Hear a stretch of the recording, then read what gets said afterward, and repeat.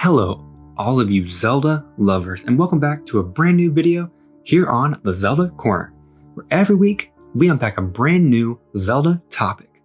So as we eagerly await news on Breath of the Wild 2, a topic has come to my mind. Which Ganon do we see in Breath of the Wild 2's trailer? At the end of the trailer, we see a bony, decomposed monster that Link and Zelda encounter. But is this Ganon? So I want to talk about this. Is this a Ganon that we've seen before? Or is this a brand new Ganondorf? Now, there will be spoilers for a few Zelda games, just figured I'd throw that in there. So here's a spoiler warning just to let you guys know. So I believe that this Ganon is obviously a reincarnation of Demise, as Demise states in Skyward Sword that a reincarnation of his hatred and malice will follow the spirit of the hero for eternity, for the rest of time. I feel that the Ganon that we see in Breath of the Wild 2 could be Ganondorf's Gerudo form. We see this form in Hyrule Warriors, but now the only problem is that the creator of Zelda stated that Hyrule Warriors isn't canon to the main Zelda series, so the Ganondorf from Hyrule Warriors couldn't be this Ganon. That's just not possible, because we have it from the creator himself who stated it's not canon, so Hyrule Warriors has to be just kind of thrown out there. It doesn't matter to what we were talking about. But now we know that this Ganon seems like he has been stuck under this castle for centuries just because he seems insanely old. He's decomposed. He just looks like a thing of muscle and bone. So he seems like a really old being. As in, he could be a Ganon from a older game. And as we know from the Zelda timeline video, Breath of the Wild is the latest Zelda game in the timeline, so Breath of the Wild 2 would be the next game after the first Breath of the Wild. So it would make sense that this Ganon could have come from a previous Zelda game. And the game I'm talking about right here could be Twilight Princess. This game is crucial to really understanding this theory. So, Twilight Princess is the only Zelda game where we don't see Ganon get banned into the Sacred Realm by the sages or get completely destroyed by Link and Zelda.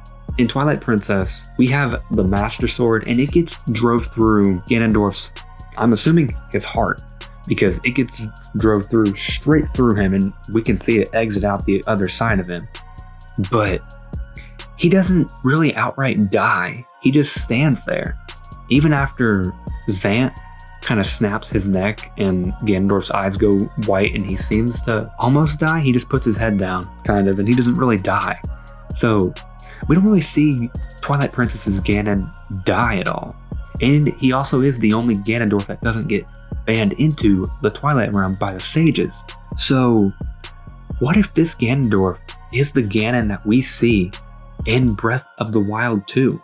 Because I know it's not Wind Waker's, because Wind Waker's gets stabbed in the head and he turns to stone and he's left at the bottom of the ocean, but he dies.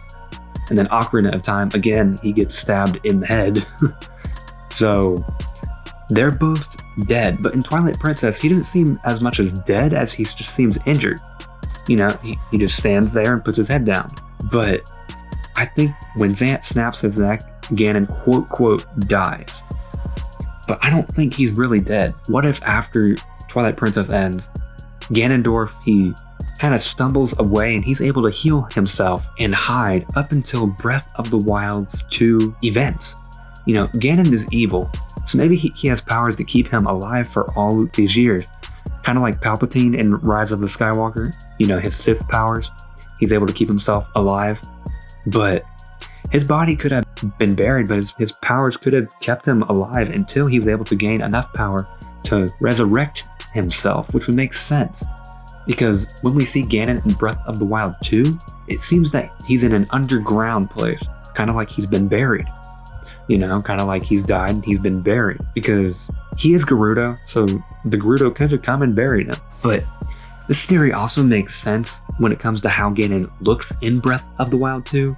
He's sort of an undead, decomposed creature, but a big crucial element is that he contains a Gerudo symbol on him around his neck on a little necklace. And as we all well know, the Ganon from Twilight Princess is Gerudo. And this points to even more that the Ganon being the same Ganon that is in Twilight Princess. You know, it makes sense. But this backs up my theory also from one of my previous videos of if we could see Midna return in the Zelda series. This also kind of backs up that theory too. So, what do you all think about this theory about Ganon from Breath of the Wild 2 actually being the same Ganon from Twilight Princess? I think there is evidence here from what we have seen in the game trailers so far to back this up. But let me know what you guys think of this down in the comments. Also, if you haven't already, smash that subscribe button if you enjoy Zelda, and turn on the bell to be notified when I upload new videos every single Friday. And new Zelda news and other videos throughout the week, usually in the form of a YouTube short. So, thank you all so much for watching today's Zelda video. I will see you all next Friday in a brand new Zelda video.